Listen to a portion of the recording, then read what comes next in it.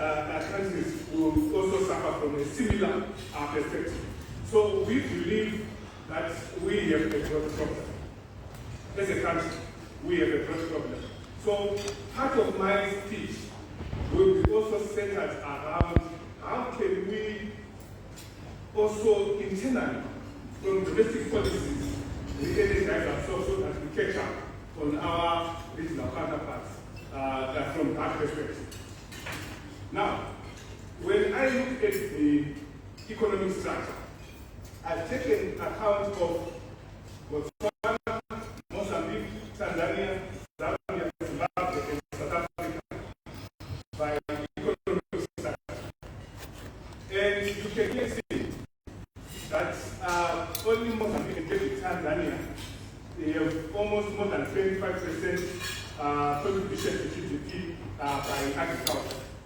But the other economies, you can see that agriculture is contributing quite, it's more proportionate.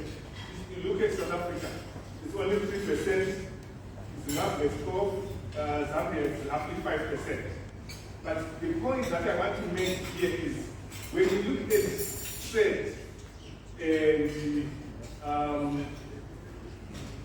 distribution, Zimbabwe's trade and distribution accounts for 19% to GDP. It is highest when you compare to other African countries there. It simply means possibly there may be need to rebalance. There may be need to rebalance our economy like that, because if we are biased towards trade, it is also possible that we are consuming a lot of finished products. We are consuming even imported products. So the point that I want to make is there is a possibility that possibly there's need to rebalance our economy.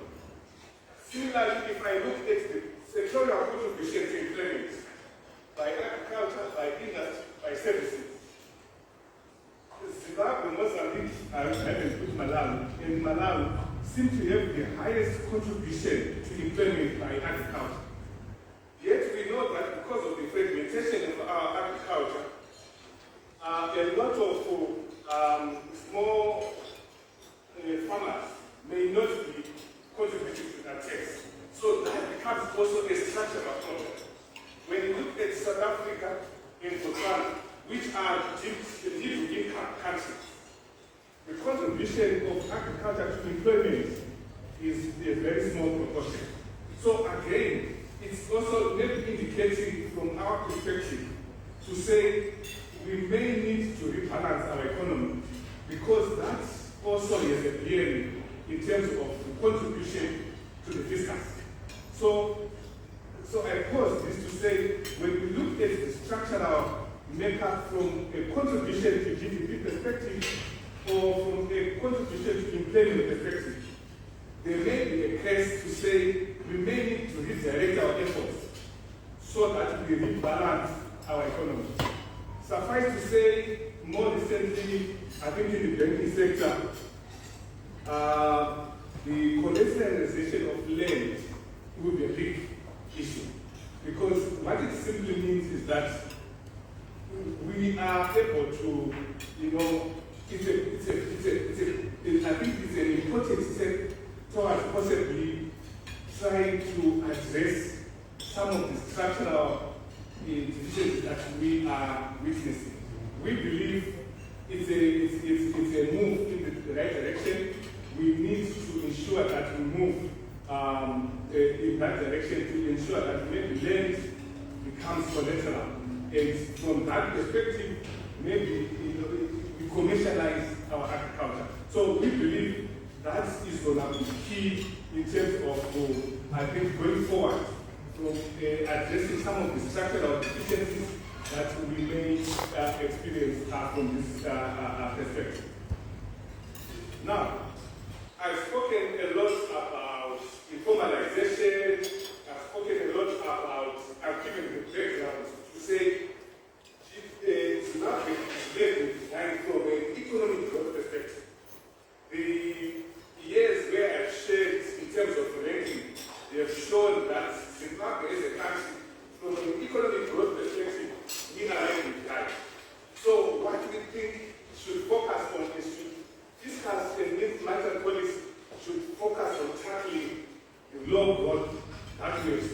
talking about. I know there will be many factors that are affecting us.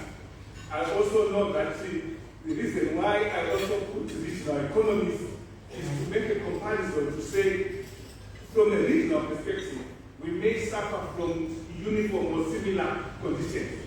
Yet some of the regional economies are also able to achieve higher growth. So our focus should be to say, how best do we achieve higher growth? And the first perspective that I think we can leverage on is when I look at statutory reserves, for example. Statutory reserves were increased to about 30%.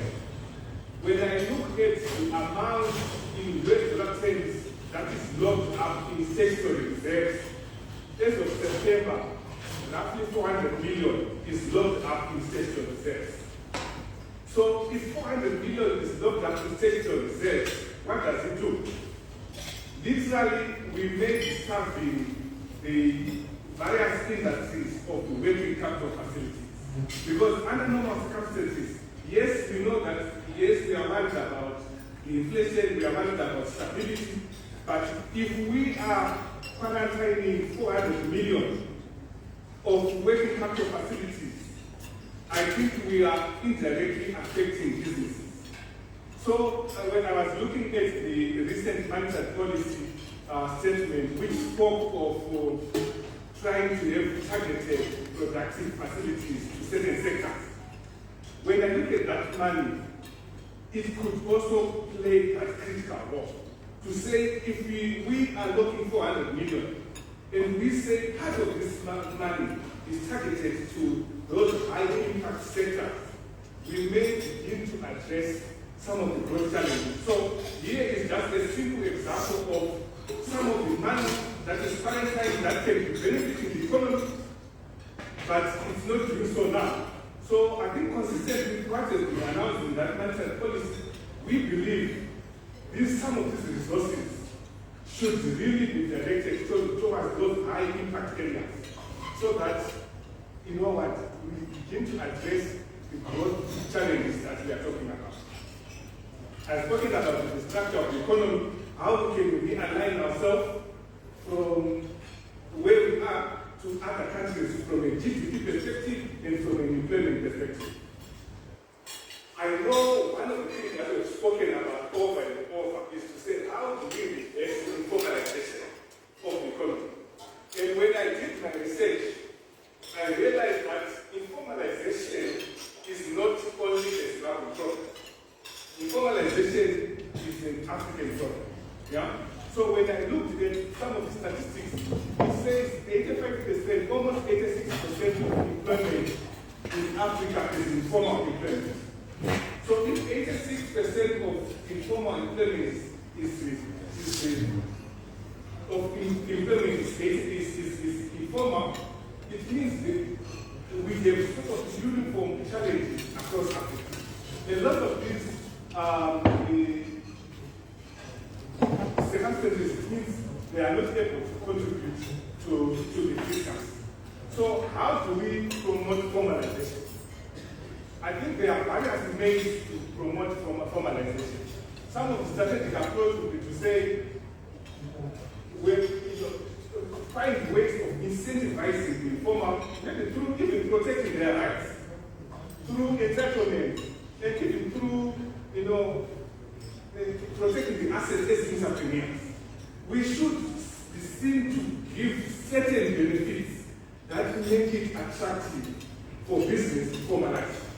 So instead of looking at the informal sector and say how best do we tax it, we may need to invest more time to say how best do we make it attractive for businesses to move from being informal to formal.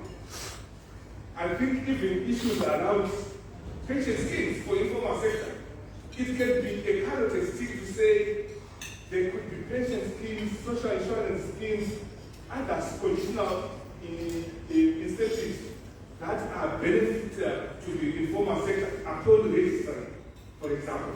So from that perspective, we have moved away from an approach where we can only benefit from a tax perspective, but we have put an incentive for business to transform from, and maybe they will be able to see the benefits of moving from informal to formal. So we believe such measures, investment in such measures, will be critical in that approach. From an investor perspective, oftentimes high informal sector is viewed as a high risk environment. So if we are highly informalized, you find that investors may view the environment as high risk. And that can have even a bearing on a risk premium. So there are significant benefits from trying to find ways and investing more initiatives to try and formalize the informal sector. So in this case, I've given an example to say, yes, it's not a Zimbabwean problem. We have seen African-wide, it is a problem. So we need to invest more time to say how best we incentivize these areas so that they begin to see the benefits of formalizing their activities. I know the budget has given the numbers from the revenue and the expenditure perspective. When I look at the youth term, I may want to put caution to say if our revenue this year is broadly about 6 billion, and in 2025 revenue may jump by 1.5 billion, which is 7.5. I want to take care of it to say that the revenue movement is very aggressive. Very aggressive. So the danger of us having a very aggressive revenue is that most likely our expenditures are sticky. So our expenditures are moving to almost 7.6 from 6.4 billion. I've done the numbers in just in US dollars so that we can better comprehend. So the danger of this is that expenditures may be sticky, but there is the risk of us missing the revenue targets.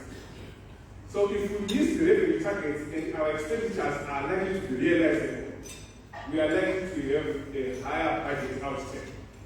And that higher budget outstanding, we may not have budgeted for, because I believe that the budget deficit that we budgeted there is optimistic in the midst of the risks that I highlighted. So from a business perspective, we need to plan to say so that we are not, hit unaware. To say this is a huge risk that we are sitting with. From an expenditure, you are almost certain that you will miss the expenditures. But from a revenue perspective, we may not be certain. So we need to be aware of a risk that we may be seated from that perspective. So it's a caution that I want to put from that perspective. When I look at the budget highlighted that there is now quite significant reliance of domestic borrowing and external borrowing. Yeah? So our budget deficit together with the obligations to service debt means that we need almost $700 million in financial resources to service our debts and to service our planned budget deficit.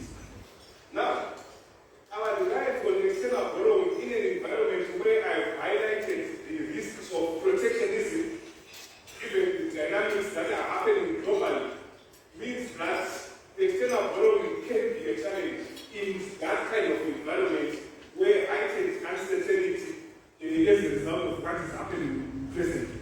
So I want also to highlight that to say we need to be also cautious to say in the event that we fail to access our external borrowing because of challenging global conditions that I put forward, it means we may end up heavily relying on the domestic. And that is a caveat that I want to put to say, let's be cautious given the risks, global risks that are highlighted from that perspective. From a civil servant world at some points between 2019 and 2024, wage group, as a percent of expenditure, we managed to bring it down to below 40% of total expenditures. And the budget highlighted that it is now drifted to about 55%. It's a little bit concerning. Yes, when you look at the historical, we used to, yes, not just 60% of our wage group consuming most of our resources. So at 50, we are worried about that, what you said. Why? Is because if we miss on our exchange rates projections, I know we've assumed an exchange rate stability, but if exchange rates volatility increases, we are likely to face significant pressure, and we may see that ratio going up.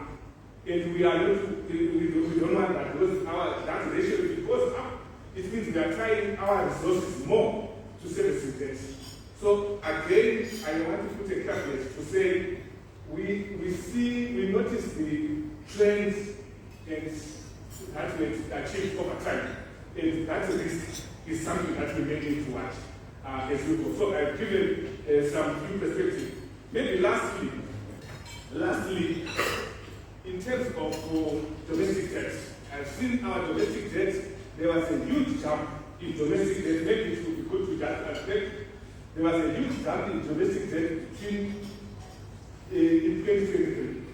That was huge, almost 3 billion jump. This is excluding the 3.5 compensation to farmers. So this is domestic debt excluding the compensation to farmers. So we saw a huge jump there. And in 2024, 600 million almost worth of debt in domestic debt has been added. So that change is also worrying because we've also seen from budget 2025 that we have now targeted significant resources to try and pay off domestic debt. So that growth trend of our domestic debt is kind of worrying. Also, when I look at some of the domestic areas, I worry because it simply means that a lot of some of the companies that are in domestic areas, it means working capital facilities are tied up. So if working capital facilities are tied up in a tight environment, again, they may be affected immediately. When I look at the yield on the TVs, when I calculated the interest, the inflation, ZIG inflation, we don't have year on year. But if I calculate ZIG inflation from April to November, it's roughly 60%. So you have a ZIG inflation of 60%, but treasury yields are below 10%. That is also a problem because it discourages pensioners and other investors to invest in treasury bills. So we are worried about, in fact, that becomes value erosion because it means as pensioners, if they seek to invest part of their pension in treasury bills, it's 10% vis-a-vis an inflation of 60%, there is value erosion. So maybe those are my key takeaways, deciding points that I thought I could share. And I've just given a flair of to say this could be areas that we can look at and in terms of the opportunities and threats that are inherent in the way we analyze the budget. I thank you so much.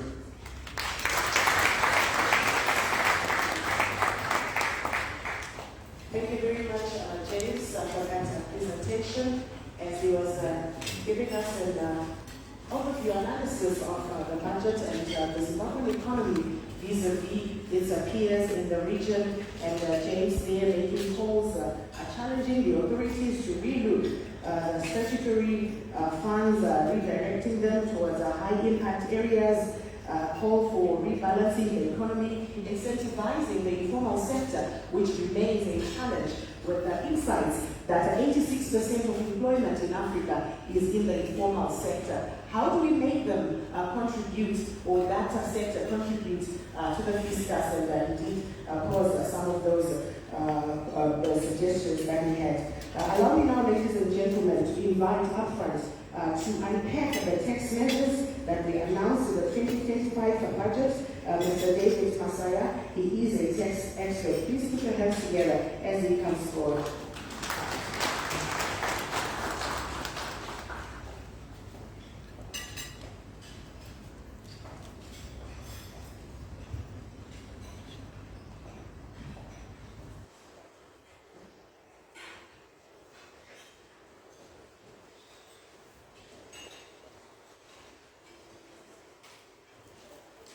Please allow me to observe the presence of the Honorable Minister of Finance for Development and Investment Promotion.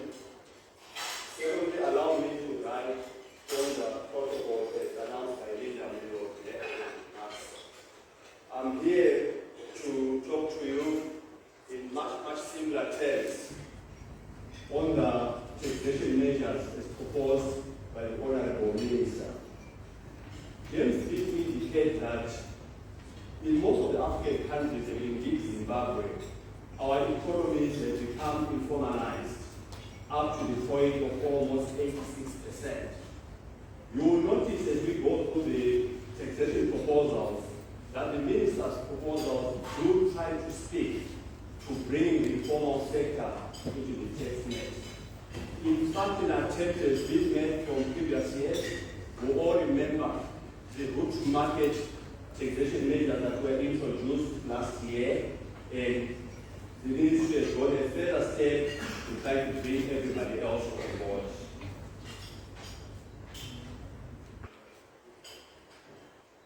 So firstly, the structure of the proposals that were announced by the minister are in 2 or 3 parts.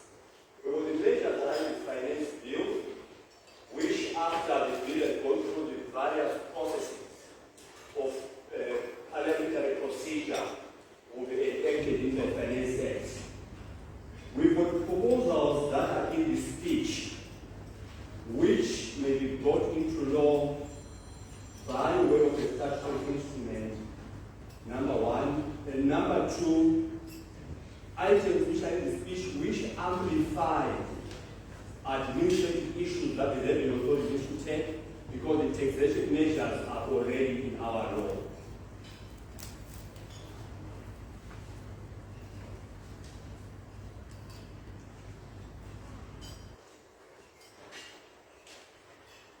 So I've got a small agenda where we'll talk about income tax, value-added tax, capital gains tax,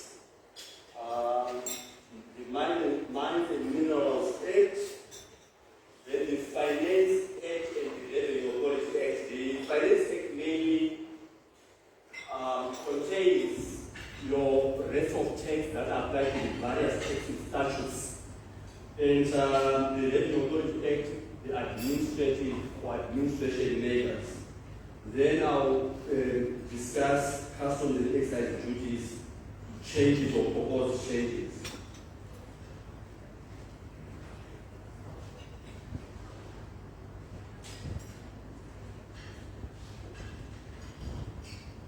Okay, the first item is the adjustment of the employee tax rates for pay as you earn.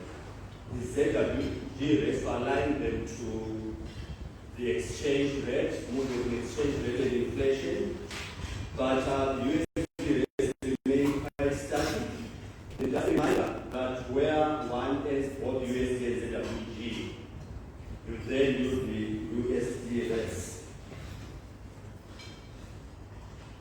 A brand new tax which seeks to tax funders at the rate of 3% on gross takings.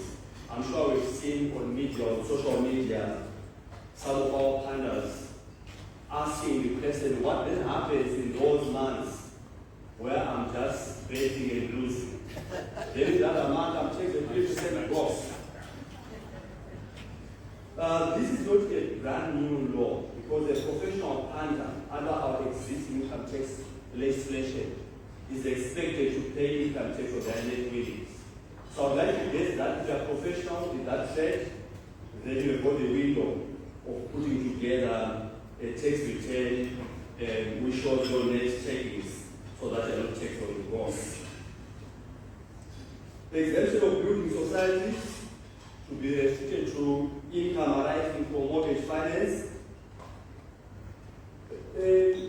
Those of us who have been around for a while will remember that building societies traditionally only offered mortgage finance and were exempt as institutions. A window was then open to non-building societies to offer mortgage finance. Hence, we now have a mix of exempt and non-exempt income. So this measure seeks to make it clear that if you are a building society and you then involve yourself in other activities which have got nothing to do with mortgage finance, you must pay corporate income tax on that other income stream.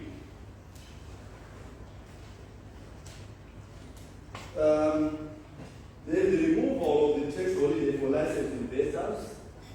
People who are involved in businesses that are situated in special economic zones who enjoyed a tax holiday or who are taxable 0% in the first 5 years. Now that tax holiday is being removed so that from year number 1 they pay corporate income tax at 15%.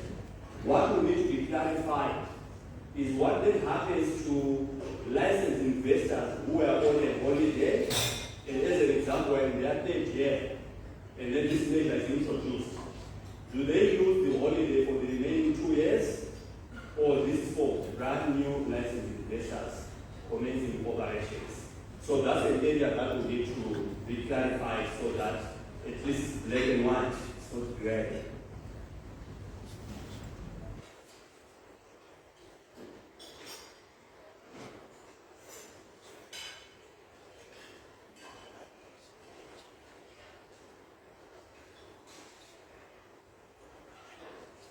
Before I move over to value-added tax, there are other developments which are not necessarily the proposals, but which are very key. The notice of the Revenue Authority requiring professionals of various professional bodies on the need to ensure that before they go and renew their licenses or to register afresh anew, that they got value tax credits. So this again is a measure which is ensuring that everybody comes into the tax net. So that's a key aspect we just mentioned in passing. Now to our village to income tax measures which are not in the bill, but in the minister's, honorable minister's speech. Mandatory registration for various operators, clothing merchandisers, boutiques, car dealers, lodges, and the requirement that they must all use pay or sell machines. So all these players, this is a measure which is trying to bring them into the tax net. And if you fail to comply with the registration, then there is an automatic presumptive tax that ranges from 20,000 USD to 60,000 USD per annum. Now just broken it down to a monthly number so that you can see the seriousness of this measure. That works out to 1,700 USD per month. That's the tax, not the income. To 5,000 USD. If we do a reverse calculation, you must have made a profit of 7,000 to 20,000 USD per month. So here is a measure or a clarion call that we must all come to the table as micro or small operators. Further, more to the Zimbabwe Revenue Authority and empowered to temporarily close the business if you felt that I adhere to the registration requirement or the payment of the presumptive tax. Rent on residences or buildings that have been converted to let out to businesses. Again, this is not a brand new measure because our current income tax act requires that anybody who is in a trade must account for income tax if they are carrying out a business. So this is re-amplifying the need that if you are letting out your house or if you are letting out your property, you must account for corporate income tax. The same applies to people who let out their houses as residences to other people. Once again, sorry for the young generations, those of the old who have been around for a while, when we filed income tax returns prior to the introduction of the final deduction system, there was a question in your tax return that said, do you own the house of rent you live in? You tick no. Or give us the name and address of your landlord. How you want to try and grab and go the other side. But it will be too late. So that person is come back again onto the tax returns that are filed through the terms system. Then royalties will be defined as a case. This bill is to simply ensure that there is no confusion on whether mineral royalties are allowable as a deduction or not. Just ensure that when you pay mineral royalties, it's not allowable as an income tax deduction. We'll now move over to the value-added tax measures. VAT deferred and extended to energy generating equipment. So that currently is covering manufacturing, mining, the agricultural sector, aviation, and the medical aid industry. So this is a stage of a measure that benefits the energy generating sector. And this is over and above a 5-year tax holiday that they enjoy in the first 5 years of operation. As I mentioned earlier on, tax holiday you pay tax at 0%. Please don't confuse it with tax exemption. These are two different measures. VAT on imported services due within 15 days, that is down from the 25th. VAT returns proposed to be moved again from the 25th to the 15th. The members that we've been hearing from industry and commerce is whether the 15 days are sufficient to do the various reconciliations and putting the returns together, as well as warehousing the funds that are required to be remitted to Zimra to settle the VAT obligations. Then in the speech, exemption of LPG or liquefied petroleum gas from VAT, I guess we all again must bear in mind that exemption under VAT is different from zero rating. Zero rating enables you to claim the VAT on your input business, whereas exemption, you simply do not file a VAT return with respect to that income stream. Another measure, operators are required now to furnish evidence of their VAT registration when they apply for tenders in the public regulatory cards, the cards of Zimbabwe. If they are not registered, then they automatically must be registered. Again, another measure that is intended to bring everybody into the tax net for the micro and small businesses to formalize. Then fiscal fiscalization for everyone, whether you are registered for VAT or not. You must be on a fiscal regime. And we see there an attempt to try and plug the leakages that are associated with selling cash, not issuing invoices, and but as you live in this economy, you know what I'm talking about. Then we move, of course, to capital gains tax. There isn't much there, except a proposal that if there is a sale of mining claims or a registration of title, registration should not be effective unless the taxpayers are registered, and that tax is payable regardless of where the buyer and seller are. We see this as an attempt to plug the hole that happens when title changes by virtue of selling shares in a company in an offshore jurisdiction. The way the measure is worded does not seem to cover that. But we think that's what the ministry is trying to get to. It is quite a worldwide measure. Probably there's a need to relook at that and see that it's aptly worded in the law when it is finally gazetted. Here we're talking of, just to clarify, the Zimbabwe mining company that is the title. The Zimbabwe mining company shares are held by a company in Mauritius. The company in Mauritius shares are held in BV or in the Netherlands. So you simply sell the shares of the Netherlands company. And by virtue of you owning the Mauritius company and the Zimbabwean company, you have already sold your mining title and your mining claims in Zimbabwe.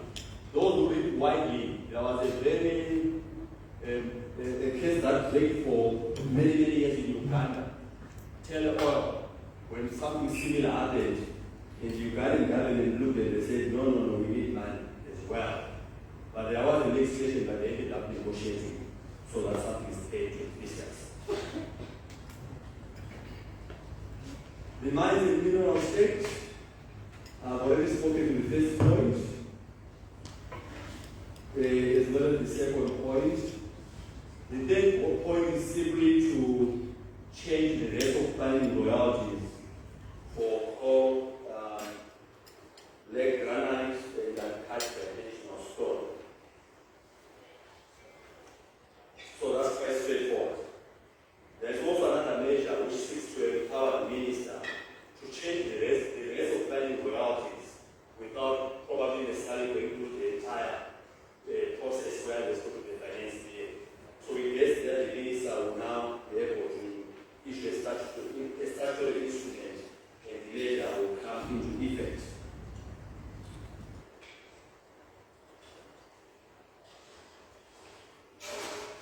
Other measures in the Finance and Revenue Authority Act, 0.5% station on fast food sold in a retail outlet and restaurant.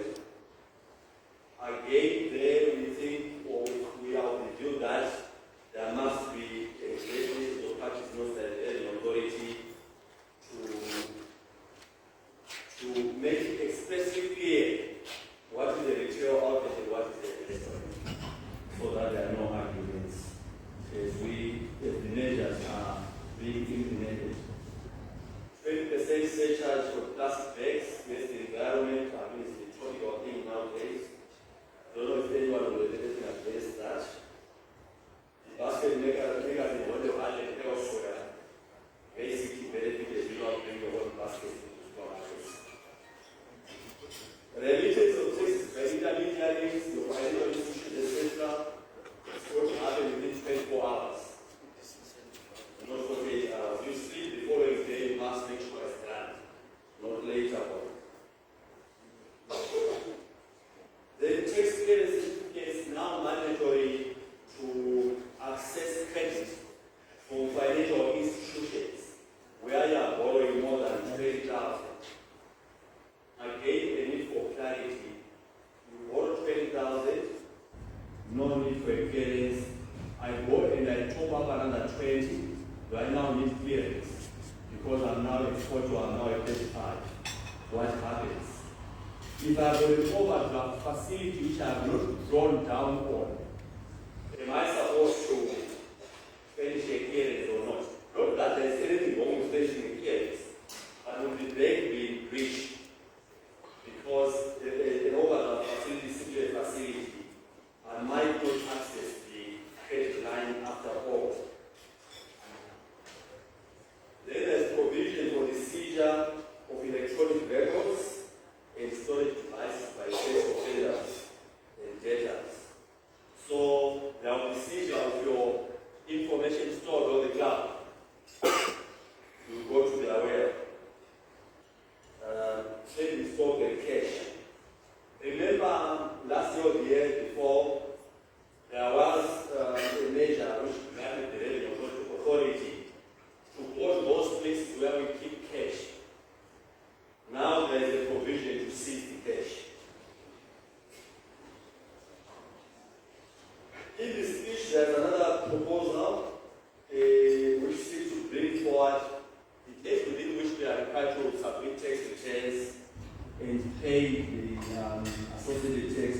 5 days. The members again from industrialists and people operating in commerce is whether 5 days will be sufficient to do the necessary reconciliations and especially make sure that you put in a correct return to the revenue authority. We are all aware of the consequences of putting in an incorrect return. My last slide to utilize the remaining minute. The customs and excise duty measures.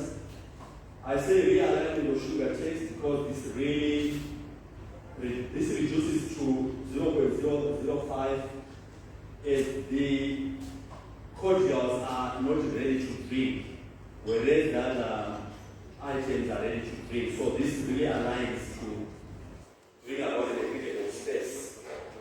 Reduction of duty on complex motor vehicles from 40 to 25%, as well as measures to encourage the importation of bringing in charging equipment which utilizes solar. Another measure is translate duty on selling of donkeys to encourage the assembly of motor vehicles. The last 2 points are very clear.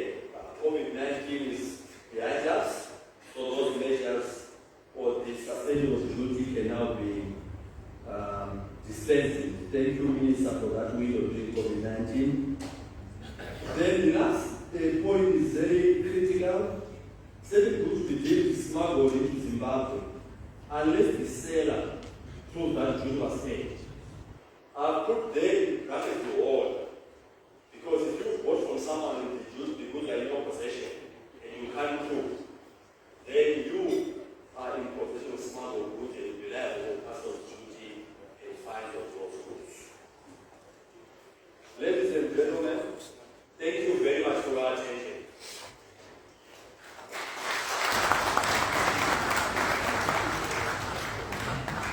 Thank you very much, David, for taking us unpacking those taxation measures as announced or proposed in the 2025 budget.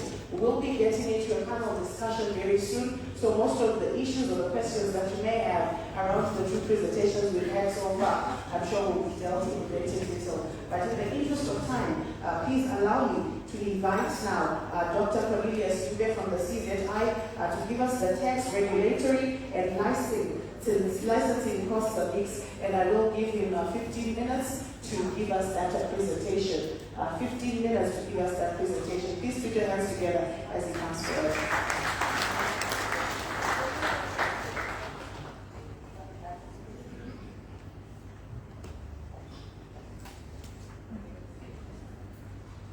Okay, thank you very much and good morning. Allow me to write on the proposed consent. 15 minutes, others will be left. Can you please try to make sure that my slide so that hopefully the LC is taking note of this time today.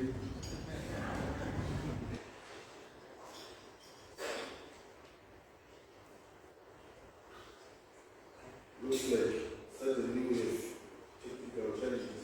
Okay, what I will do is what I just want to focus on is the issue of just focus on tax regulatory and cost and how all this is just having impact on not only on some of the measures that we are seeing being of course we know some of the innovative measures that we are seeing that are all designed to collect more on the formal businesses.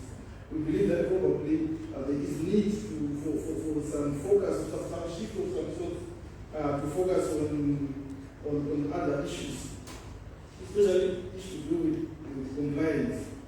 I will continue then they will catch up with me. Okay, so I think in the first place, we take note of the general draft that is in the budget. Okay.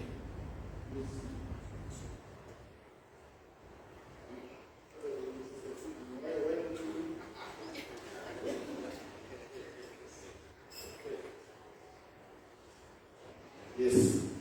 We take note of the general draft of project next place. That is actually positive. I think David has already talked about all those issues that are designed with this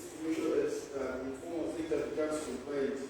But as long as the incentives for informalization remain, it will always be difficult, especially to result in compliance, or if you collect a significant amount of revenue from the informal sector. So of course, loopholes will always be explored to avoid compliance. For example, this provision saying every product that we see, for some select products, should be deemed smart. We don't know if somebody would deliver once and then the authorities come to the same product that they have declared the product is already in stock. I know they are innovative enough to be able to do that. So as long as there are some incentives for informalization, it will be very difficult actually to do away with or to encourage compliance with the informal sector. Okay, that's it. Okay, in this slide that you see here, presumptive tax reforms over the years since 2020. We know, for example, 2024, we probably might see something better. A lot of issues that we've done of saying that we will tax this sector. But presumptive tax, as a percentage of total tax revenue, it's always been very, very, very, very low. And there's not been any difference in 2024. In fact, it was at its lowest during the first 9 months of 2024. 0.07% of total revenue. And this one in 2024, if you look at what was the target, it was just 3% of what was budgeted for. In other words, 97% of what was expected to collect from presumptive tax was never realized. Why? Because it's always very difficult. Thank you very much. It's always very difficult to do that. But now what do we see? What I will use in this slide. There is a shift in the tax base away from corporate tax contribution to total tax revenue as a percentage. Now, I just want to talk about three tax rates. Let's start with the company's tax, which shows to what extent our business is profitable in Zimbabwe. You notice that in 2020, it contributed about 16% to total tax revenue. It even increased 20% in 2021. But in 2024, it's down to 9%. So what it simply means is that companies are not making profits. Of course, I know probably the first reaction from the treasury is to believe that companies are under-declaring or they are avoiding paying their taxes. But actually, it is now very difficult for companies to make a profit here.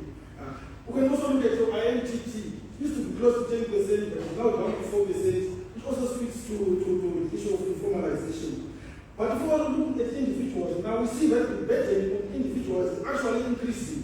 For example, in 2020, they contributed about 15% total tax revenue, but now it's about 22%. So we're taxing individuals more, which also explains the adjustment that we saw in the tax-free threshold, which is still very, very low to provide different relief to individuals. But if we look at VAT on domestic goods, we can see that it's increasing. Of course, we know that VAT, they also do some adjustment to VAT. But in general, if the economy is doing well, as is shown by economic performance, also expect VAT collections to go up. So VAT collections are going up, but profits of the companies are going down. Why is we have economic activity, which is probably still normal? What is not normal is the level of profitability that the companies are experiencing. So in the next slide, we might also want to see what about Zambia. Just pick Zambia to say, probably we might be worried about our own tax contribution, the corporate income tax, where it is the standard is the same across other countries. If you look at Zambia in 2020, it was more or less like the same as Zimbabwe. The blue line there is your company's tax, 15% in Zambia and 16% for Zimbabwe. In 2024, that is also the same half year for Zambia. The tax was actually 20%, companies contributed 20%, and in Zimbabwe, companies goes down to 9%. So what it simply means that if investors look at this, they can see that companies are still making profits in Zambia, but companies are struggling to make profits in Zimbabwe. So the question becomes, why is it that very difficult that companies are in this slide? Why is this profitability falling when economic activity is relatively light? It's relatively very high. This issue is also encouraging informalization is the high cost of compliance, which not only erodes profit, but also creates incentives for informalization. Because the informal sector is actually eroding some market shares from the companies there. Now, the burden, I'm sure what you are going to notice that if we try as much as possible to make it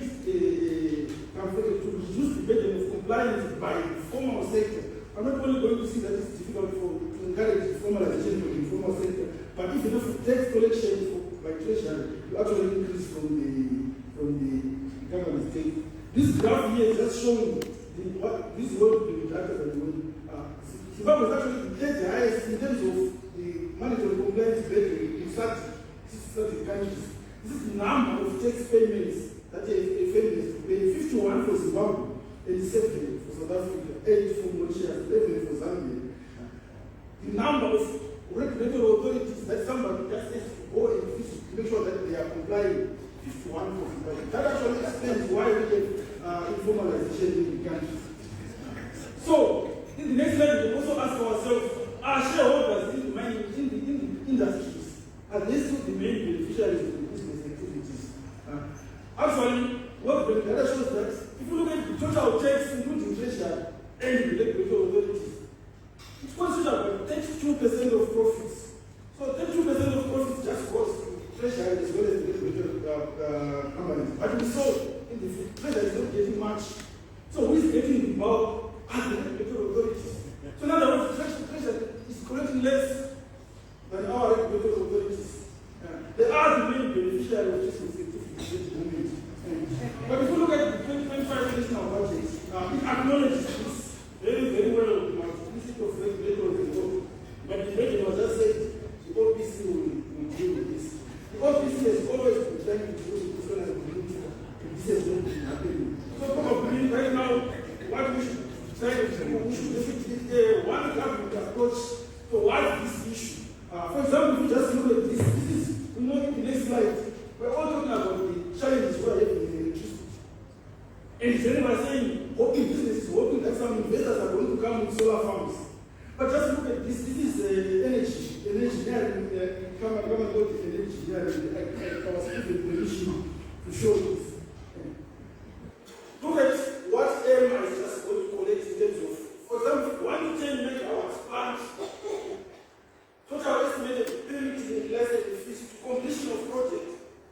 We see that area is going to take 73,600 of that. If you are doing a level of 25 megawatts, 184,000. 26 to 50 megawatts, 368,000. We don't even know what they do. All this money has to be collected. If you also look at even Zera, how much they are collecting, they just say, we are setting up, give me my pound of fresh. Just collecting. Just do that. For example, the total 129,772 for just 1 to 10 megawatts. It's not going to belong to you, but it's going to belong to the that's the license it goes on this one. Again, this is where your profit is going under the ministry. This is where the profit companies are supposed to be making are going. This is why treasury is struggling to get income from, to get revenue from corporate tax. It's going towards the regulators. Okay, so now obviously I just want to focus on one last issue under the ministry. We believe that the 2025 tax regime could be a lost opportunity. Especially this issue of creating demand for seed. I know it was mentioned, what they said, treasury is going to try to have more tax to pay in seed, but they will not disclose it in the budget. But if you look, I'm going to show you a slide in the next slide, which shows that the effort that the Arab has been doing so far, you can see some impact, especially on the parallel market exchange, because we know that the parallel market premium is one of the causes problems within the economy. But the 50% of QPTs being paid for the sick, when we saw that it's 9% of total tax revenue, those businesses that are making losses are supposed to be the avenues through which demand for sick can be created. I think that is where the impact is being minimized. We think we need a tax rate, honorable minister, which can be more inclusive. Because right now, it's only some few companies that are making profits. That is where the burden of the whole country of no one, we only have one winning seller, and the winning buyer winning seller. That is the government. The government is the only winning seller. Everyone else is the winning buyer on that platform.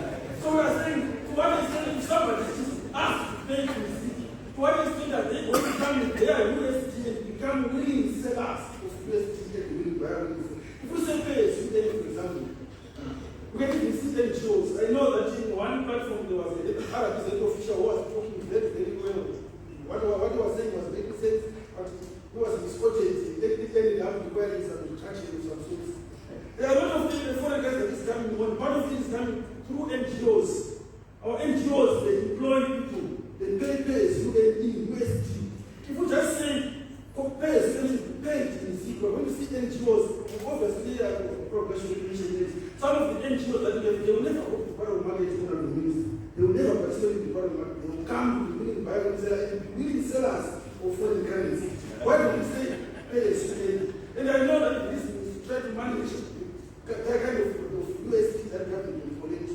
Whatever ratio should not disadvantage treasury. You can calculate a ratio that is consistent with the objective of treasury, getting USD in taxes, as well as making it more inclusive for more people to participate at the willing buyer and seller. And the last, this graph I just wanted to show you what we have been doing for a long time now, we've been keeping track of the parallel market. The way we identified some costs, we take an average. There are some, of course, we invest, we invested some resources in this. There are some who will average across towns, Lawayo, Mashimo, Harare, two collection points in Ghana. What we try to do is we collect the buying rate. Because remember, when we talk about the parallel market rate, we have to declare which parallel market rate we are talking about. If we are holding US dollars, and you want to sell that US dollar at the parallel market, you are putting a very low rate. But if you are AFC, you want to buy, they go to charge you a high rate.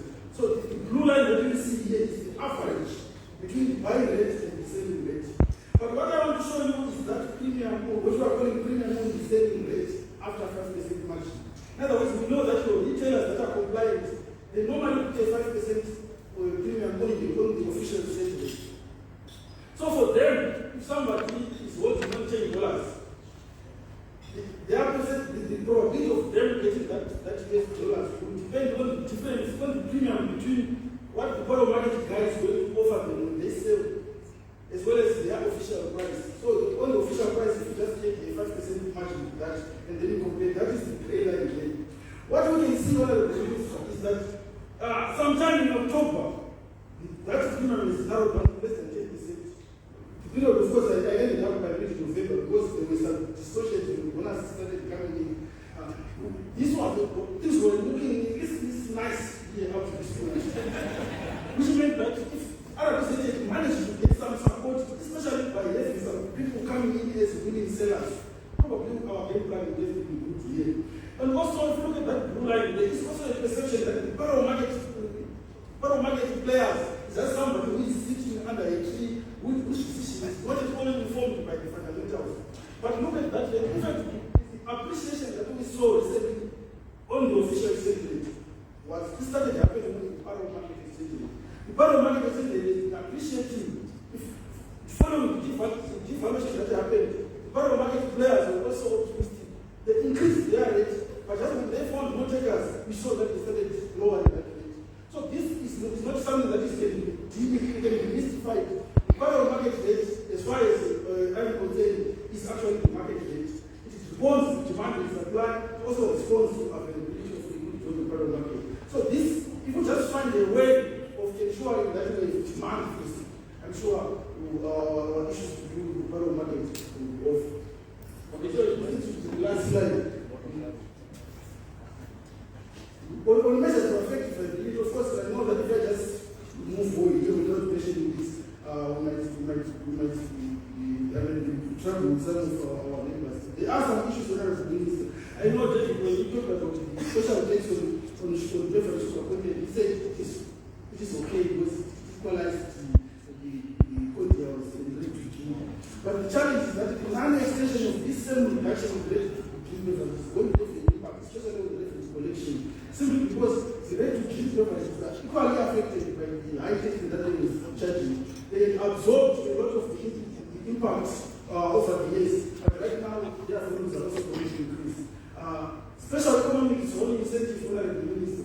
We are not going to have a manufacturing sector firm that can export 80% of their output. It's not going to happen simply because competitiveness challenges that we have.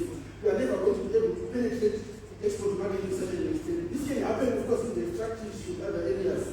But for the special economic zone incentive right now, they're not going to know, they're not going to give any incentive because obviously, I think the challenge that we have is that the special economic zone regime that we are operating in, it talks about export promotion zone. Because the export promotion zone is the one that is oriented towards exports. But the special economic zone can also have other incentives that are rewarded for local participation rather than export. So 80% is still too high on the list. Probably we can have an incremental way of trying to say, if we can demonstrate that you are increasing your exports, then that can also happen. I'm not going to talk about the rental kind of case already mentioned. Okay, apologies to the MC. I think I overstayed the meeting. Thank you very much for your attention.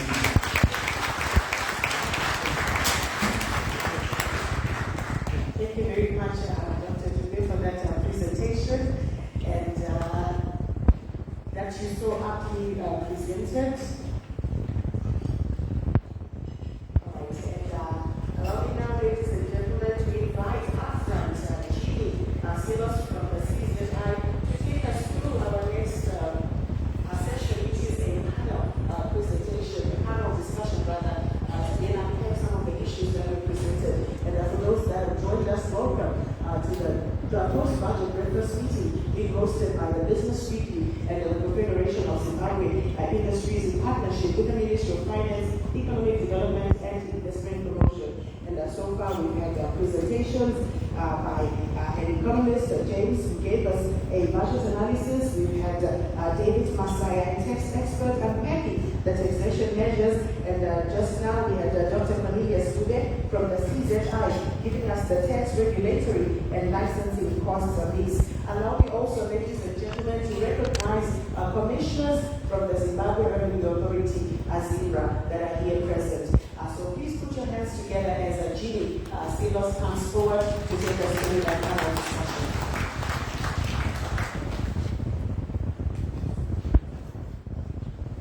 Thank you very much, Mr. Sorry, can you all hear me?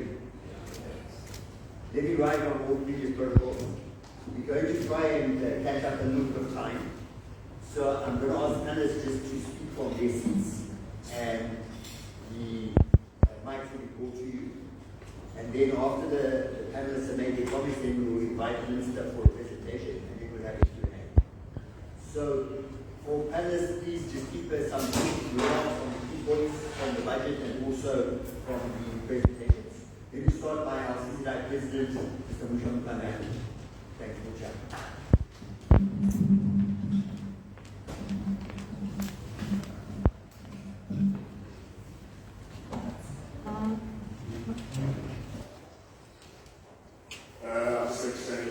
Good morning, everyone.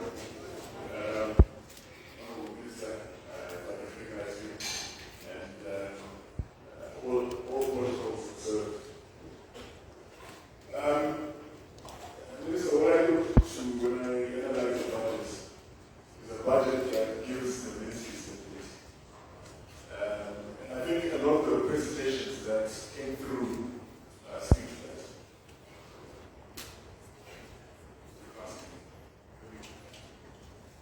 I'll go to the podium.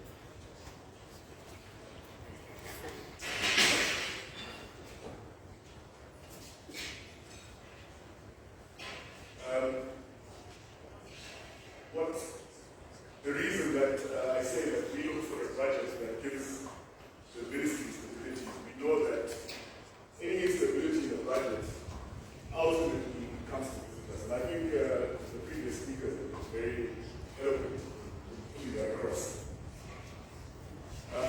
Minister, we are the canary. Many of you are familiar with the bird canary. The canary is the bird that, when there's poison, detects it, often by dying.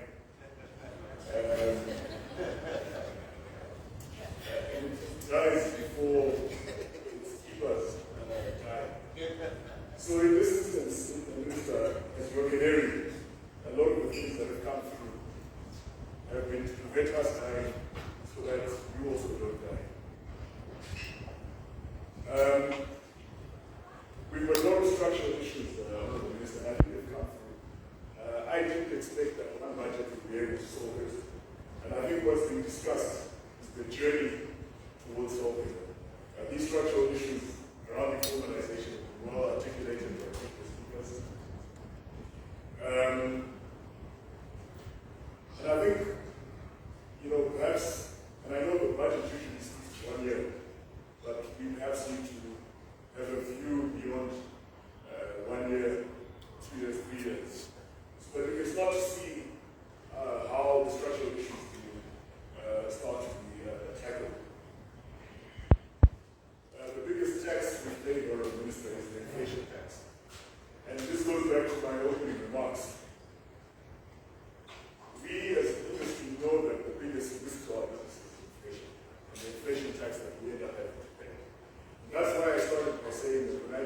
budget.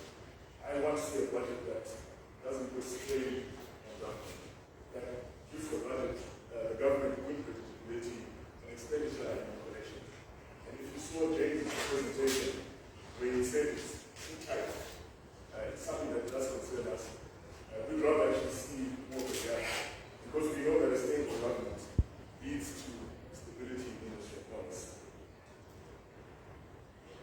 We'd also like to see our capital markets getting deeper. Minister, you will remember the paper that we used to issue for Kotko, the paper we used to issue for the City of Harare, City of Bulawayo, the paper that we used to issue for CSC and NRZ.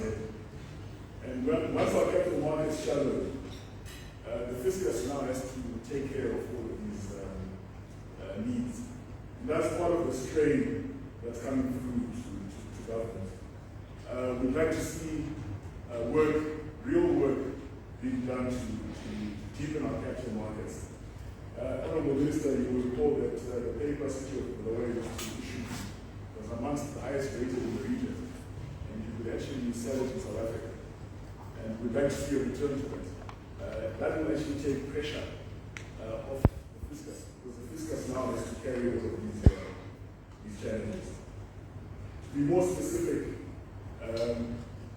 PAYE bans at $100 in a dollarized economy is very difficult, because I'm pretty sure that the lowest paid, including maids and gardeners, might be beyond that. And it becomes an administrative headache where we have also starting to break the law.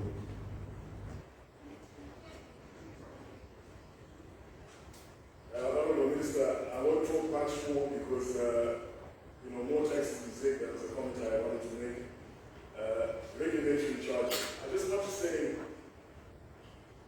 the private sector takes the risks, the capital risks, the technology risks, and government and regulatory bodies piggyback on the risks that the private sector is taking. It is correct. That's the way it is everywhere in the world. But at the moment, we now have a situation where the regulatory bodies and government are starting to earn more than the private sector.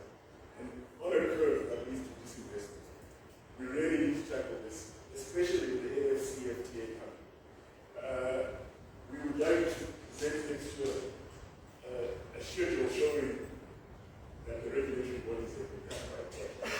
And the next year it cut by another 10. And that we are at least below the average. We had a conversation which I think I can share a little bit with. If you look at what our regional players are doing to lure our companies, they are not using taxes. They're using other incentives, like ease of doing business. And Honorable Minister, we would like to see our own government go in that direction. Thank you very much. And thank you everyone for coming. Thanks, Kucha. So we're going to actually go to the more traditional format of the panelists coming up. So let me invite the panelists, Mr. Chinyera from the Construction Federation, and Mr. Mtamalingwe from the Small and Medium Enterprise Association, and our former past president, Graham Chester. So please come up and we'll go through the panel discussion right now.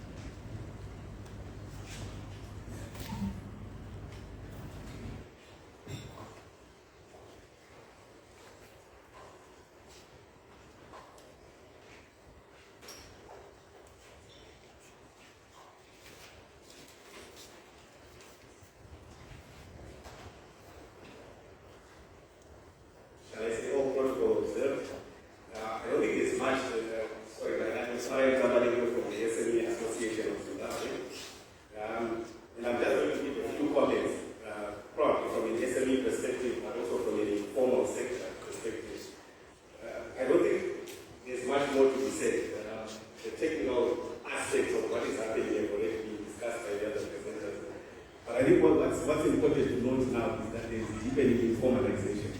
In other words, and it's simple. The reason why that's happening is very straightforward. Go to the informal sector, the rate is 1 to 40. It doesn't matter where you are, whether you are in Mavubu, you are in Kudiriro, you are in Chitumisa. It's 1 to 40. And it works. because everyone is certain about how much a thing costs. There's no appreciation or depreciation. There's no when I'm buying or selling it's this and then it's that. It's simple. But going to the formal sector, things don't work. Things are complicated. You try to buy in a formal shop, there's a rate, that's what the work, and then there's the actual implied rate of the product itself and so on. So it's no surprise that the economy is formalized. And for us in the CBG, it's now clear formal shops shutting down, malls coming up. It's happening, the same is happening in the industrial areas. So informalization is taking over. The informal sector does not listen to budget presentation, it does not listen, it does not have presentations like I have today. It works on its own. And so basically what we're saying is that government, the sphere of influence of government is shrinking. Because the more the economy formalizes, the less government has control over that.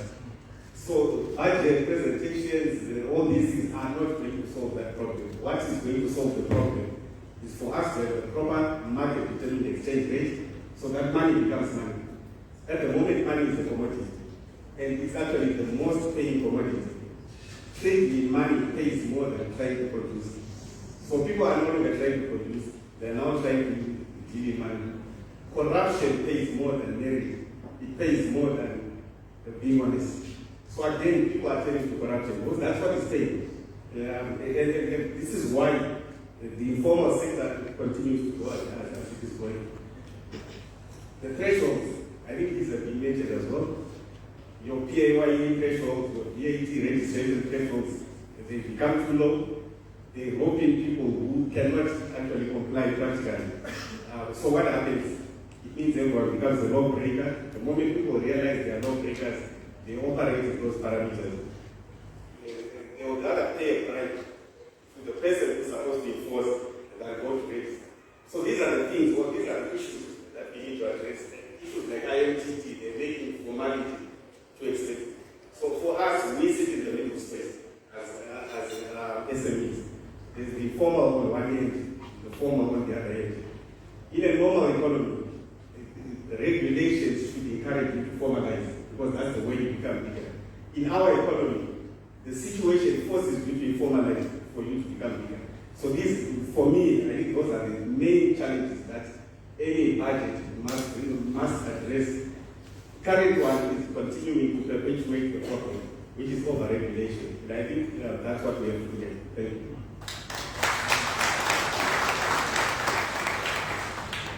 Thank you very much for writing. We now ask Mr. Clear.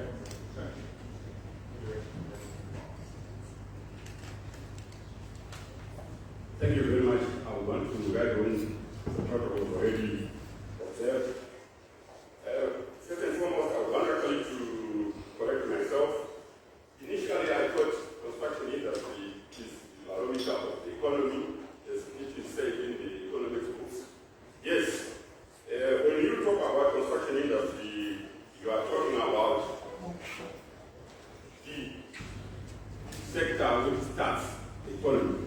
It starts from the roads to go to where you want to go and work and stay.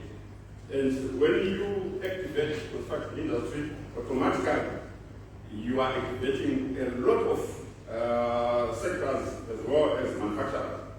Imagine, we are talking in terms of we do the roads, dams, housing. When we are doing housing, we have to manufacture bricks, we have to manufacture cement, we have to manufacture doors, windows, paint, timber, roofing sheets, electrical, carpeting, etc. So, infrastructure development is the key to the economy, and we need support from the fiscus. I would want actually to urge government to actually create a level playing field where we are all in business. Currently, we have got a situation whereby certain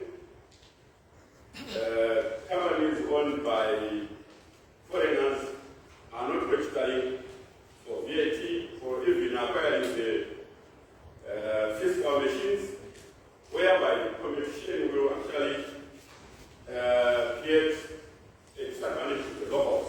Because who are complying, and we need to make sure everyone in business must follow the law.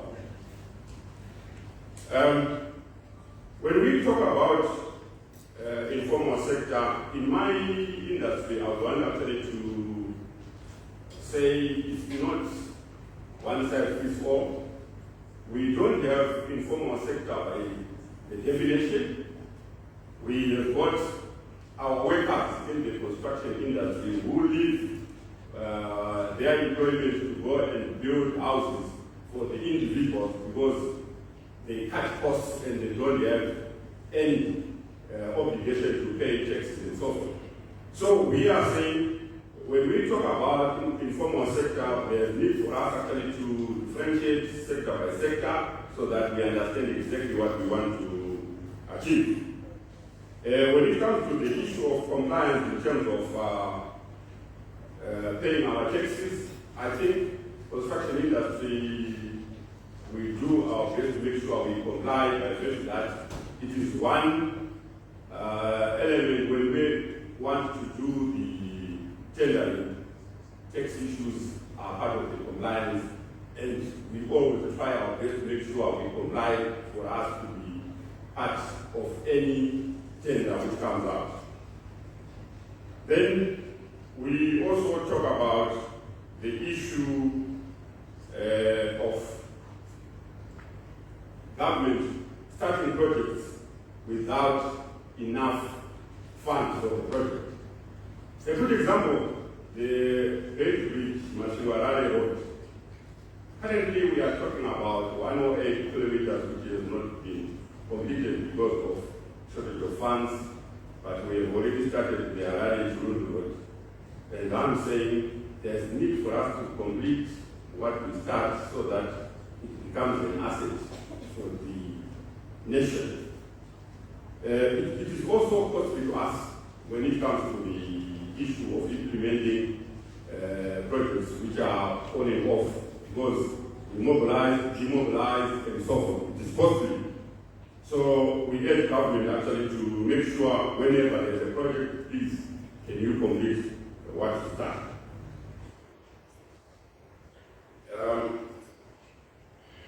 Also, when we are also trying to get data for the fiscal to know exactly what is happening in all sectors and so forth, I think we are also getting data which is not correct for our planning, and that also fails the government when they are allocating their funds to certain sectors.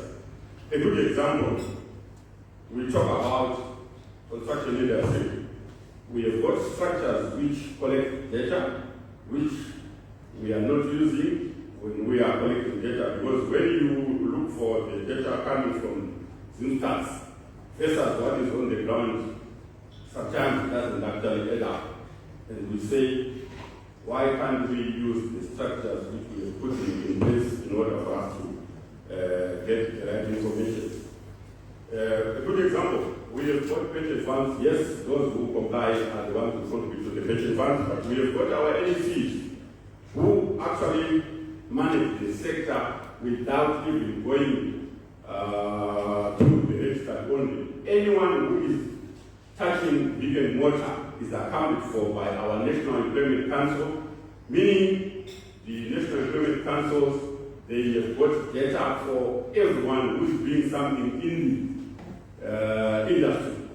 So I am saying our data, which is actually being reported by Zimstats, is not correct because we are not using the structures which we have in our sector. I think you have heard the issue of poor workmanship by construction industry. I want to actually argue on that particular issue. Construction industry is a professional sector, and at the end of the day, just imagine the structure. There is a design team, there is the client, there is the implementation team. All these structures, they've got experts, and only at the end of the day, are not producing quality.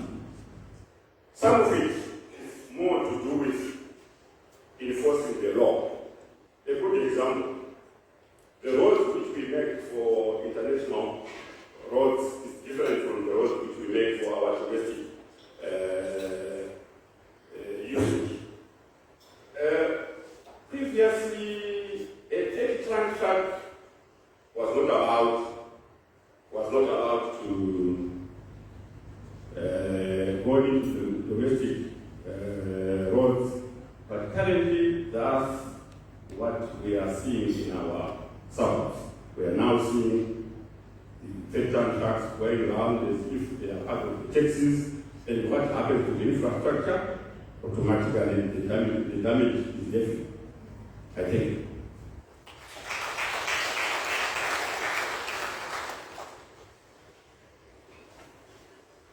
Right. The last panelist, Mr. Macheza, our former past president.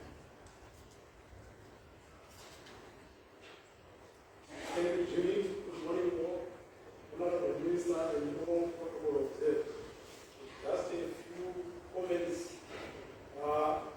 I agree with James Wadley that in terms of agriculture, it is key to our economy because it is the biggest employer when you look at the number there. But in terms of the tenure system, I think it's an area that we need to look at going into the future. How can we grow agriculture? I know we came with the 99-year lease arrangement currently.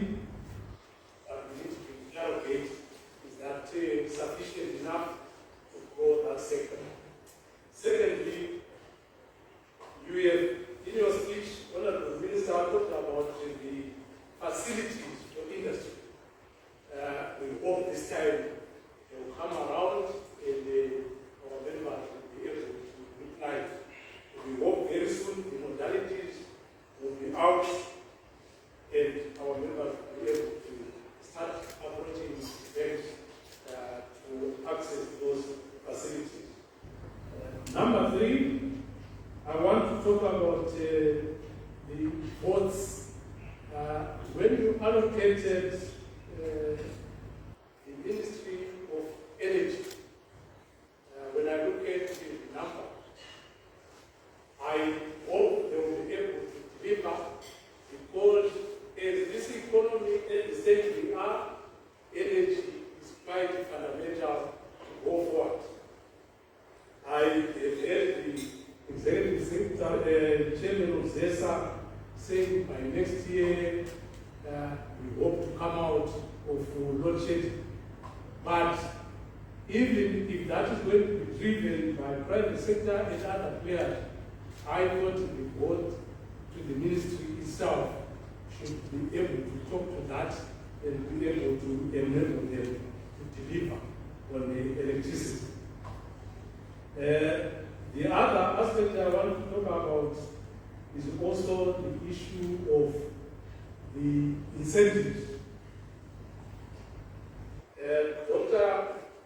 Dube talked about the export processing zone. 80% is too high. I think we need export incentives even to those who are not in the export processing zone. For us to grow the exports, we need to enable exporters to be incentivized to grow those exports. So certainly the 80% is too high, but in addition to that, we need more incentives for the exporters. The other aspect I want to talk about, I know it's a monetary issue, is about the exchange rate.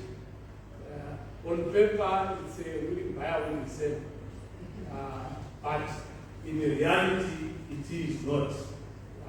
Maybe as we engage also with the monetary authorities, we need to look at this issue and make it a truly willing buyer, willing seller arrangement, so that the guys with the holders of US dollars are able to come. Those who want to buy, they are also able to go into the market and sell their US dollar. Currently, it looks like there is some level of control somewhere. There is level, admittedly, we have to intervene as naturally they should they see things not moving properly, but only to smoothen the markets. I thank you. Thanks very much, Kulai. So now we come to the highlight of the morning, the presentation by our Honourable Minister, Mkhulu. Before I come up, I just want to give a quick summary of some of the key issues that have come through from the presentation and panel discussion. Obviously, one of the biggest concerns is the aggressiveness of the revenue forecast. So what James has pointed out is that the revenue forecast is quite aggressive, but the expenditure tends to be steep. So that's obviously a key concern. The growing informalization has come through very strongly, as has the cost of doing business and the regulatory overhead. And finally, the big elephant that is still not there, the exchange rate. So, Honourable Minister, come up and we look forward to your presentation. Thank you.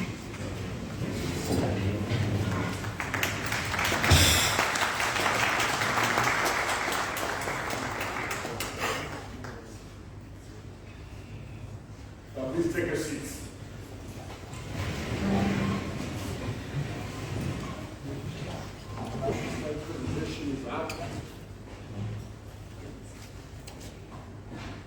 But really, I will not present as such, but participate in the debate. I think it's much more fun.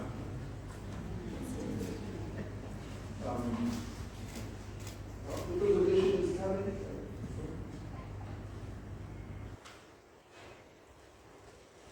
So, colleagues, good morning. I'm thoroughly enjoying this. Absolutely. I like the way everybody is trying to analyze the budgets, analyze the economy, and that's what this is about. I think for me, we were achieving what we want to achieve. I just want a round of applause for all presenters who came out to say, and we think that each of them made a substantial contribution to the budget debate, but also to the debate on the economy. Let me start with by the way, I hope I can get copies of your slides. I need copies of your slides. All of you, those of you who use slides. Those who use notes, I want copies of your notes. I take this very serious. Let me start with the comments on Mr. Awadi's presentation, Dr. Awadi's presentation. Again, I like that presentation. I think the fact that he went straight to the heart of the matter now, which is not a shift in the geopolitics arising out of the election of Victor President Trump, that is going to change things around the world. At least that's the expectation. So there's the Trump effect, but also there's what we call the Japanization of the Chinese economy. I'll explain. Let me start with the Trump effect. On the Trump effect, I think we summarized it well. We expect a more protectionist U.S., but also we expect a U.S. economy that will grow faster than expected. This is in terms of the interest that we're that will shift. We said that we see some opportunity for Africa, for Zimbabwe, to negotiate deals. We hope so. But really the shift will be more protectionism and already Mexico, Canada, the first facing effective, but stronger growth in the US. Then on the Japanization of the Chinese economy, I didn't invent this word, by the way. Invented by the global analysts, and I follow them quite closely. What we've noticed in the last, especially in the last few months, is a shift in the Chinese bond yield curve. The yield curve for China, look at the long-term yields, 10 years and above, have now gone below those of Japan. This is a danger sign for the world.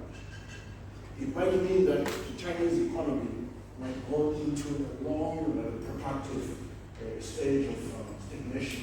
And that's not nice for us, well commodity producers. it is something what this is new. I didn't expect this. Japanese yields are actually higher than Chinese yields. This is new. And we saw this happen when Japan went into stagnation. And I always go back and say, that Kobe earthquake, some of you were not born when the Kobe earthquake happened. But that's a very critical date in the Japanese economy. It's a type of shift. Then we saw the global bubble eventually burst. And we're seeing similar challenges in China now, in shadow banking, corporate sector. So this is concerning me. So what the authorities they are doing, which is to prime the domestic economy, is the right thing to do. That is the right thing we need. But it is something that should concern us. In the slide I have there on commodity prices, move to slide 7. I'm sure someone can count up to 7. You know? This commodity price, this is what concerns me. As you can see, our sterling performance in the precious metal, which is gold, has been headed upwards quite nicely. Top left. That's top left. But look at what has happened then. If you go down to lithium, it's a lithium hydroxide. That graph is very nice. So you understand that my worry about a slowdown in the growth in China. That's lithium hydroxide, as well as platinum. You can see this is platinum and palladium. Look at how flat. I used to be a teacher, so look at how flat platinum is. Even palladium, it just come down and join platinum. That's how very Look at the nickel, again, up and down. Crude oil, we won't make any of it, we don't export any of it. So that's not very helpful to us. You know, rhodium, you can see high point in 2021 and down the way it was in 2017. So this commodity story bothers me. But what bothers me most is really the demand from China, which we think is being affected by what is on with that economy. Now, that's that other really I'm trying to amplify a point that what you mentioned about the global economy and this China effect, as well as amplifying the Trump effect. Let me move on to some regional growth figures. Move on to the next slide, please. I thought that was rather selective. And so it's global growth in 2024, 2%. And the conclusion was, our growth is anemic. But if I just shift 1 year back to 2023, Zimbabwe is at 5.3%. We're not doing too bad. So the year matters. And if you average over 3 years, what would you have done? What does anyone do?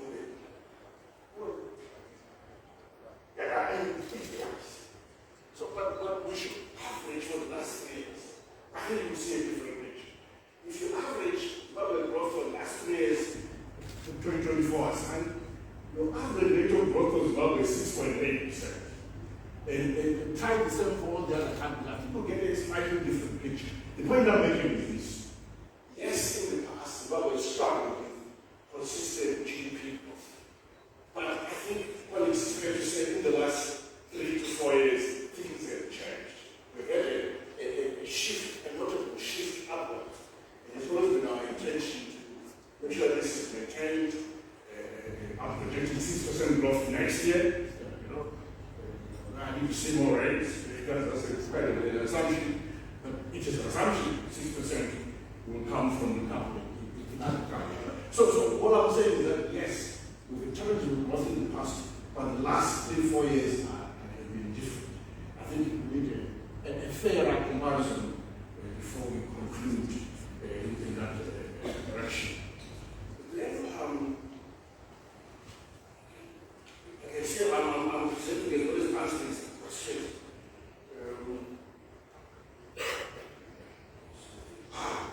Yes, basically rebalancing the economy. Well, what we're to see is obviously the share of the manufacturing sector declining relative to other sectors in terms of this share the economy. That's why we're in the budget. I'm proposing that we introduce a development finance fund, quote unquote. And again, it's not absolutely new. I introduced it 3 years ago, if you recall. And those resources were going via the IDC. That's a global problem. But the IDC now is sitting under Mutaba. So I cannot transfer funds from Treasury to a sovereign wealth fund. It should be the other way around. So we would have to create this separate, as a separate fund between the Minister of Industry and Commerce and Treasury. So set up a structure that will then administer this fund. The Minister of Industry and Commerce has come up with a growth strategy for this, which is yearly for investment in some critical sectors, such as pharmaceuticals, the car industry, and so forth. And it is our hope that then we will target these new industries. So that's how we intend to contribute to a shift in the rebalancing of the economy. But also, let me say, for now, buses that will buses that pay duty, it's part of rebalancing of the economy. And was going to support the assembly activities at Willowville and other customers and others through this zero tuition or no down kits. That's also part of rebalancing the economy. It's very deliberate, but very deliberate. I recall 5 years ago, when I became minister, I said to MPs, I'm not going to buy cars, allow you to wait for a year, but even after that, asked Willowville to make cars for you locally, and so forth and so forth. I could not even finish that stuff. No one was able to that proposal. But that's where we're going back for everything.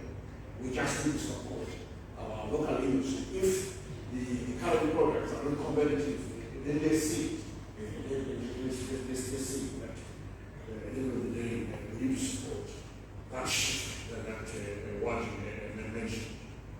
On the issue of informalization, which I mentioned a few players, with the very passionate saying for us, because they didn't listen to the presentation. That's probably true. On informalization, we find that the informal sector is only informal to zero and to us. But it is formal to local authorities. And it ties in very well with the over-regulation that we're talking about. Every agency is trying to feed off the business. So if I most of these informal sector players have some form of license from a local authority. But what's been missing is perhaps sharing of data, adequate sharing of data between local authorities and the national technology as ZIMRA and NASA. For us to complete the picture, and then everyone will become formal. So the informal sector is not as informal. I think if we do what I'm suggesting, we can formalize pretty quickly, at least in terms of the aspect of paying the taxes, payment of taxes to national tax collection. The big jump in fiscal revenues, what I mentioned, 1.5 trillion. So this is aggressive and so forth. In their case, I'm pushing the team to really achieve this. We're also relying on the sale of government assets. I won't say which ones, but that's what we've also found, the sale of government assets. On the issue of the wage, which I actually mentioned that we're now sitting about 55% in terms of projection for 2025. This is civil service wage. And this is why I propose a freeze on hiring, new hiring is done. That's actually the response to it. So let's freeze, let's negotiate carefully and going forward to make sure that we still have something in our budget that will go towards investment. If we can't invest in our development, then we cannot invest in growth. Growth will slow down. We need to take investment. So keeping these wages where they are is the right thing to do.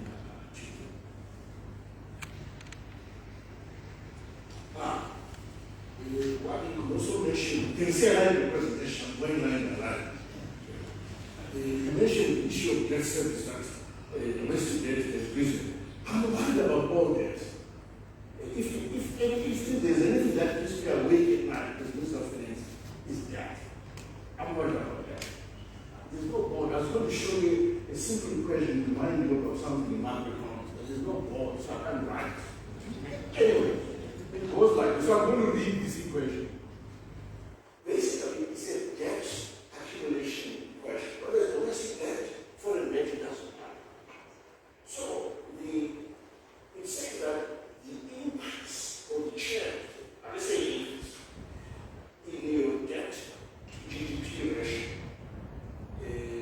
is driven by, let me say, two components in there. Two critical components. One is the level of your primary deficit, government deficit. If that deficit keeps growing, eventually you have to finance it through some borrowing, unless you sell assets, some borrowing, and that will add to your debt level. So, primary deficit. Now, then you add the difference between the average interest rate that you pay on your debt minus the rate of growth of the economy. So R minus G. R minus G is a very important variable in debt accumulation in macroeconomics. And then multiply that, so R minus G multiplied by, again, your debt to GDP ratio. So that's your second term. So what does that tell us? It says that it matters whether your economy is growing faster or slower than the average interest rate you are paying. And this is what bothers me. It bothers me that our rate of growth, whether looking at the, well, I use the higher one, with the 6.8% average for the last 4 years, 3 years rather, this is lower than the average interest rate we are paying on our debt, which means that our debt is increasing via interest payments, net of GDP. So this bothers me. When it comes to the primary deficit, I think we've done rather well in the last 5 years on the primary deficit front. It's the second item that is the issue. That's why the budget statement in the budget are saying we have to restructure our debt so it is affordable. So this manage the cash flows, but it doesn't mean that we will solve the R minus G problem. So I'm also worried about it.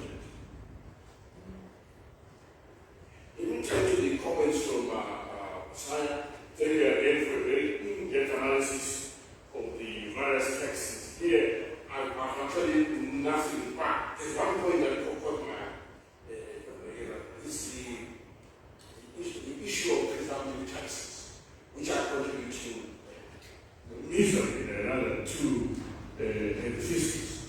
That's why in the last budget I reduced presumptive tax. Did you notice? Because having higher rates doesn't make a difference at all. So our response was rather than eliminate them, let's reduce.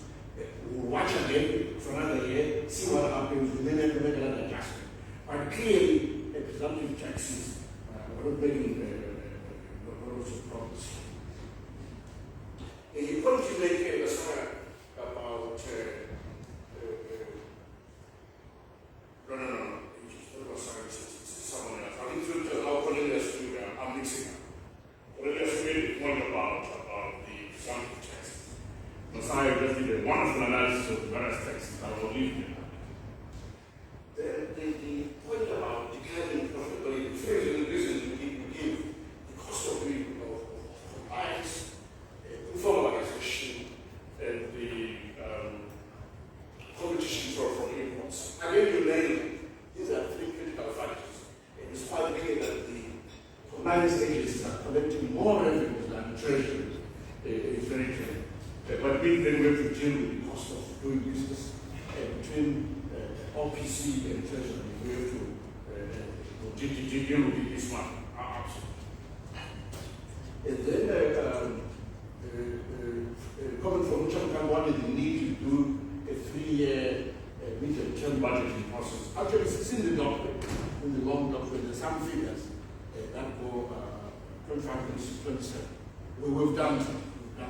But of course, when we present a budget, we present it annually. So the discussion is focusing on what I propose for 2025. No one is doing 2027.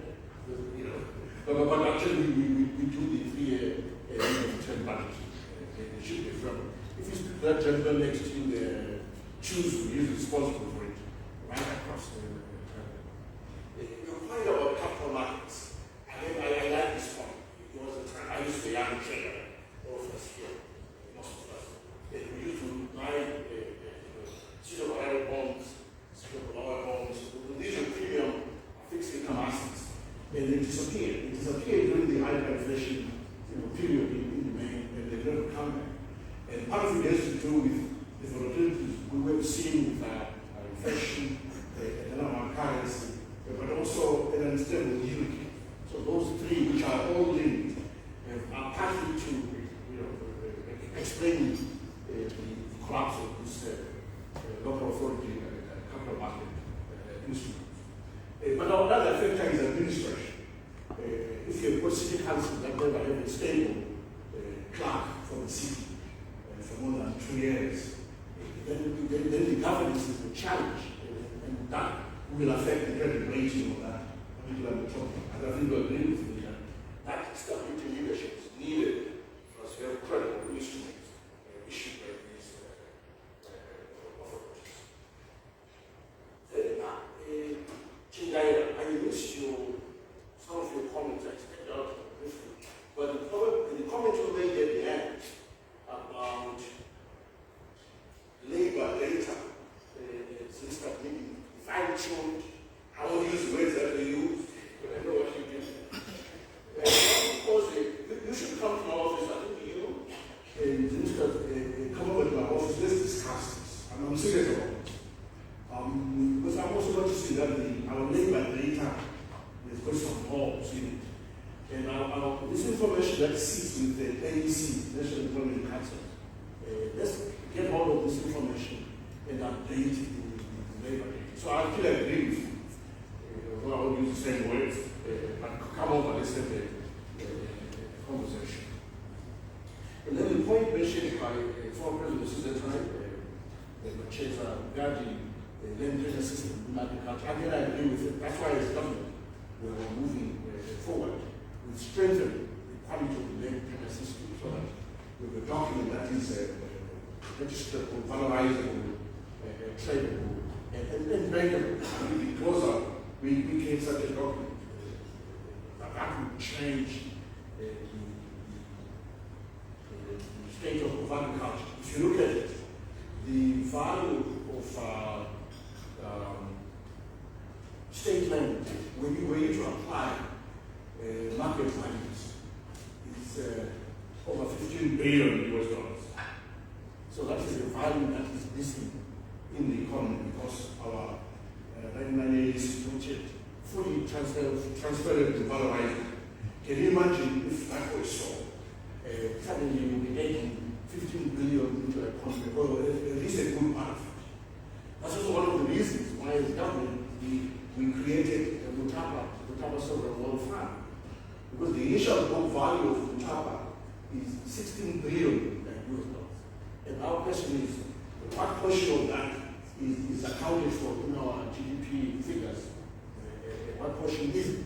So the same applies to land. You can see where I'm headed. So I agree with you on this point. And the facilities for industry, again, I try to answer that. We'll make sure that those resources are available. And we set up a committee between ourselves, treasury practice, and resource leadership calls. The energy ministry has a law, take a look at it. It's not valid the number of parliament, I don't know for which questions. But our thinking is it's largely a regulatory ministry, and the work in terms of investment is done by TESA and the independent power producers. So these are about creating the right environment for IPPs to thrive. But